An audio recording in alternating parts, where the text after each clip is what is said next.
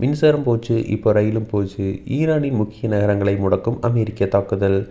Iran போரால் மத்திய கிழக்கில் பதற்றமான சூழல் நிலவி வருகிறது. இதனிடையே ஒப்பந்தம் மேற்கொள்ள வேண்டும், இல்லை என்றால் ஈரான் மீது தாக்குதல் நடத்தப்படும் என ட்ரம்ப் எச்சரித்து வருகிறார்.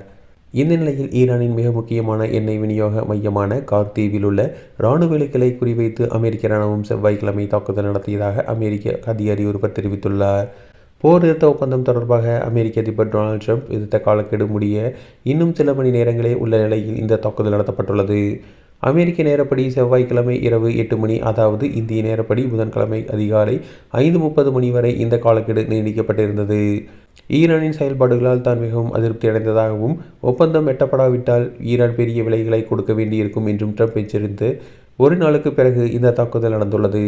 கார்தீவ் மீதான அமெரிக்க தாக்குதலை தொடர்ந்து ஈரானின் புரட்சிகர காவல் படை எச்சரிக்கையொன்றையும் விடுத்துள்ளது.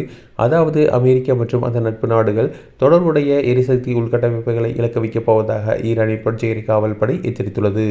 இதனால் அந்த பிராந்தியம் முழுவதும் எண்ணெய் மற்றும் எரிவாயு விநியோகம் பல ஆண்டுகளுக்கு முடங்கும் அபாயம் ஏற்பட்டுள்ளது. அமெரிக்கா நடத்திய தாக்குதலுக்கு ஈரானின் கார்ஜ் பகுதியில் உள்ள மின் கடத்தி கோடுகள் மீது ஏவுகணைகள் மோதியுள்ளன. இதனால் அந்த நகரின் பகுதிகளில் மின்சாரம் துண்டிக்கப்பட்டுள்ளதாக ராய்ட்டர்ஸ் செய்தி நிறுவனம் செய்தி வெளியிட்டுள்ளது. மேலும் கார்ஜ் பகுதியில் உள்ள ரயில்வே கட்டமைப்புகள் இலக்கு வைக்கப்பட்டுள்ளதாக ஈரானிய ரெட் கிரசன்ட் அமைப்பை மேற்கோள் காட்டி ராய்ட்டர்ஸ் செய்தி நிறுவனம் தெரிவித்துள்ளது.